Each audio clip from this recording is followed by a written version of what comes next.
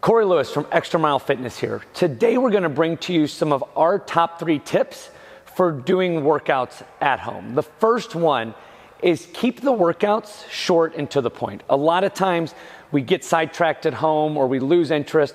We suggest keeping your workouts to about 30 minutes so you can get in, no excuses, get it done, and then get on with your day. So an example of that might be a nice 8 to 10 minute warm-up, followed by setting a clock for 15 minutes and performing 5 push-ups, 10 air squats, and 15 sit-ups. Repeating that over and over for 15 minutes, getting good strength work and cardio work in, and then finishing it up with a nice 5-minute cool down of stretching, and you got a great workout in a short period of time and can get on with your day.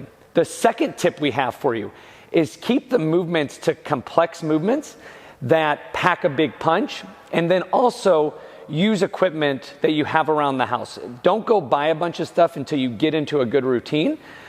Just use what you have around the house. Once you get in a routine, then you can make that investment to buy more.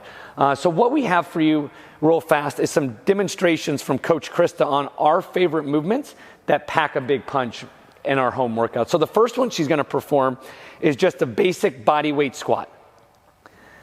Big focus here is sending her hips back and down while keeping her feet glued on the floor, and her arms will just raise up as she lowers down.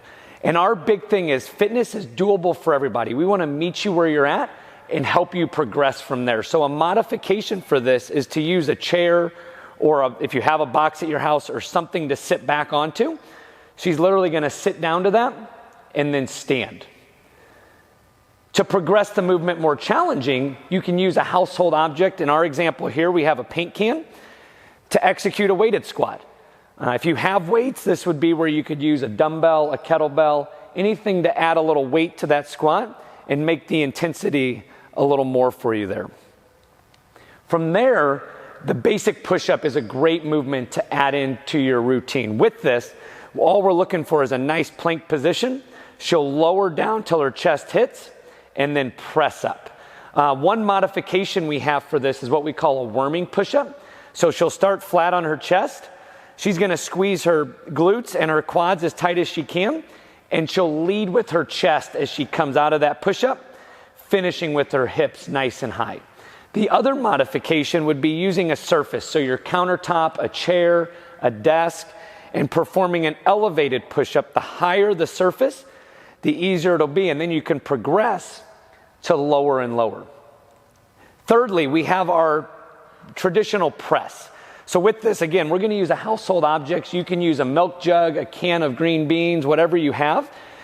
All she's gonna do from there is squeeze her glutes tight, squeeze her belly, and press straight overhead. So this is great for building core strength, for building shoulder strength. She can also do it using both hands at one time.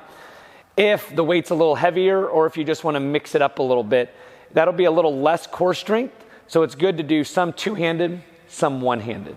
That can also transition into combining that squat and that press into a thruster. So what this will look like is she'll get set up, she'll execute that good squat. As she stands, she'll press overhead. So this is a great movement to combine two things to keep that workout short and compact.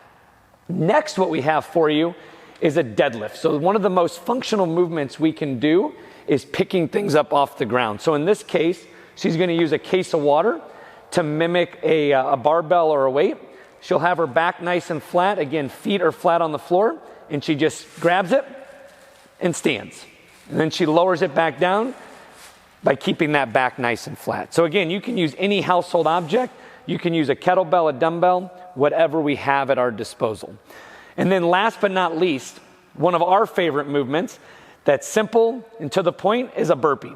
So what she'll do for a burpee is her hands go to the floor, she jumps her feet back, falls to the floor, and then jumps her feet in, jumps and claps. She can modify this by stepping her feet back, lowering down, and then stepping them in and jumping, or we can eliminate the push-up and just go down to a plank position and then back up.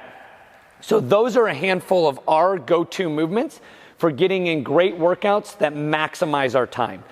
Finally, the third tip for you is to make it fun. If we're not having fun, we're not going to stick with it. And we also strongly encourage recruiting family that live in the house with you, or maybe call up a friend on FaceTime, or when we can get together, have them come join you. Bring more people into that community. Here at the gym, we have a big community. It keeps you accountable and makes your workouts a lot more fun. So as always, if you have questions, message us on Instagram, message us on Facebook. You can also email us through our website at xm.fitness. My entire team is here to help you achieve your goals. So please reach out to us. We want to support you any way we can. And best of luck on your fitness journey in 2021.